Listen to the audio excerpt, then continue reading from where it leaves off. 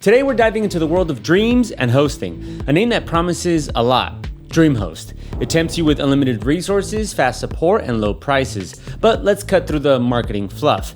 Is DreamHost still a solid choice in 2025, or has it fallen behind? Let's find out in my DreamHost Review 2025. Now you might be wondering, why isn't anyone talking about DreamHost web hosting anymore? Is it a nightmare in disguise, or just an old school provider trying to keep up? The first thing you should know about DreamHost is that they promise a lot. Not only do they guarantee 100% uptime with a refund for major downtime, they also offer unlimited storage space and completely free domain privacy. But what about those unlimited resources? Any DreamHost hosting review should start by questioning their value. Is it truly unlimited? Are you just getting loads of super slow storage space? And most importantly, is it actually worth your investment?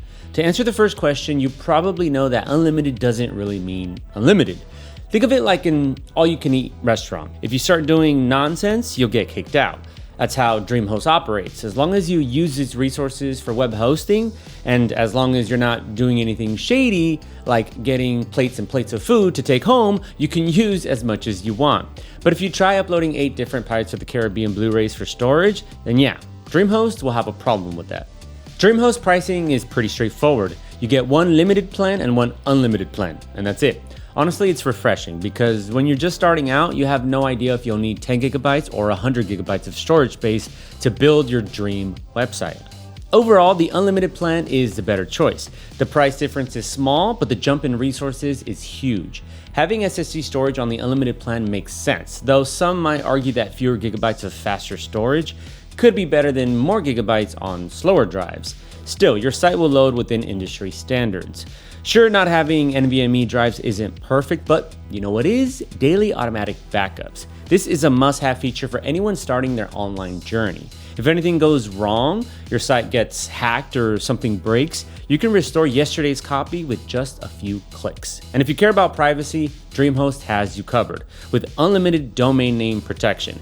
That means every domain you register here will display DreamHost details instead of your personal information.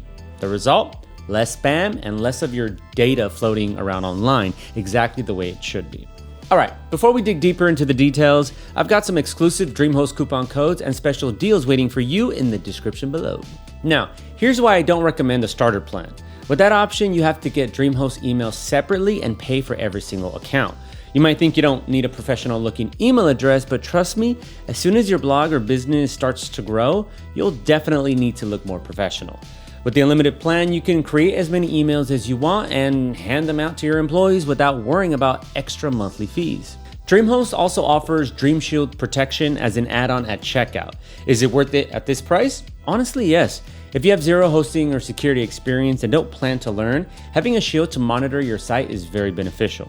But if you're comfortable putting in a bit of work and setting up something like WordFence or another security plugin, I'd say skip this one. Now, here's a big but. DreamHost is best suited for brand new WordPress projects that are kept up to date. What do I mean by that? If you're running an older project, maybe one stuck on outdated PHP versions that you can't upgrade without breaking everything, DreamHost will charge you for extensive support, and that costs $5 a month. Yikes! That's basically the same as their hosting plan. This won't apply to most of you, only about 10% of sites that don't play well with PHP 8.0 or later. Still, I wanted to share it so you don't fall into the hidden fees trap. What about ease of use? DreamHost comes with a unique WordPress dashboard that's designed with beginners in mind. And honestly, it does a great job.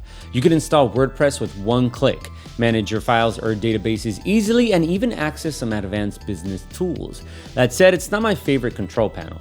It's fast and easy to understand, but the homepage is cluttered with upsells on top of upsells. What is all this? Compared to Hostinger's H panel, where you immediately see your sites, details about them, and the resources they're using. With DreamHost, it feels like every other click is asking if I want a new domain. No, I don't, DreamHost. I know where to find you if I need one, so stop trying to sell me stuff. One thing I really do like though is the analytics they provide. They're not only useful, but also presented in a simple, easy to understand way. Plus, it shows you real traffic versus bot traffic, which can be extremely handy for high traffic projects. But to give another plus to DreamHost, I really like the business tools. If you're completely new to web development or running a business, they can help you establish your online profile, work on marketing, and even generate AI written text copies.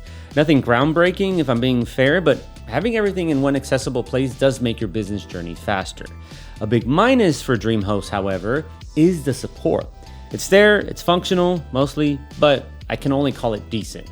The chatbot is a neat idea, but unlike Hostingers, which understands natural language and can actually get things done, DreamHost's version feels like a glorified fax bot. Very limited, very basic.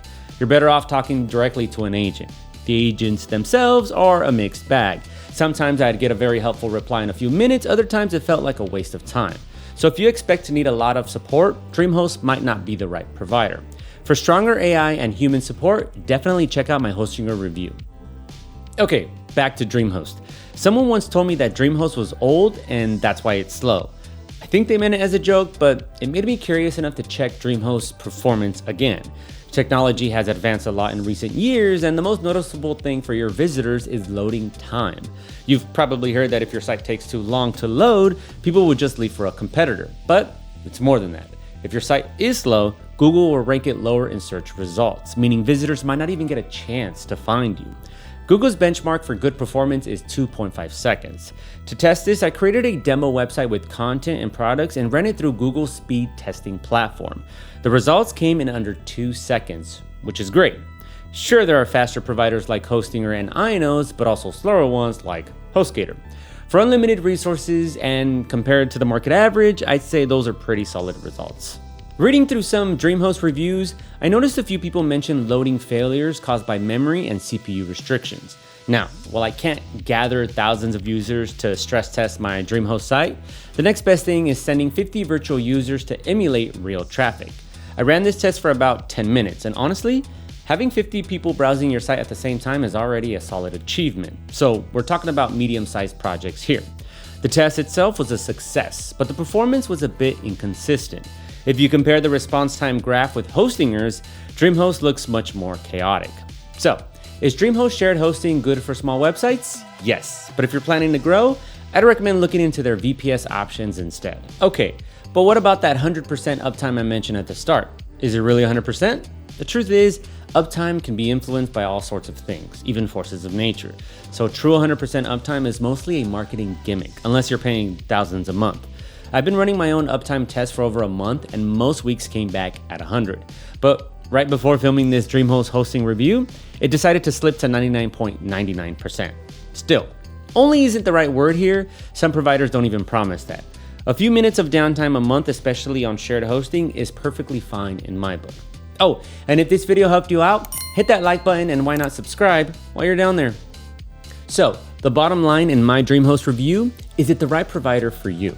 I'm not gonna lie, DreamHost has some solid strengths. The transparent pricing is refreshing and the security features are robust. It's not perfect, then again, nothing really is. I'm not a fan of the upsells in the dashboard, and the performance could be a bit stronger compared to the industry leaders. But for most of you, these aren't deal breakers. So my answer is yes, DreamHost is a good choice. And you know what else is for you? My discount link in the description, or the QR code you see right now on the screen.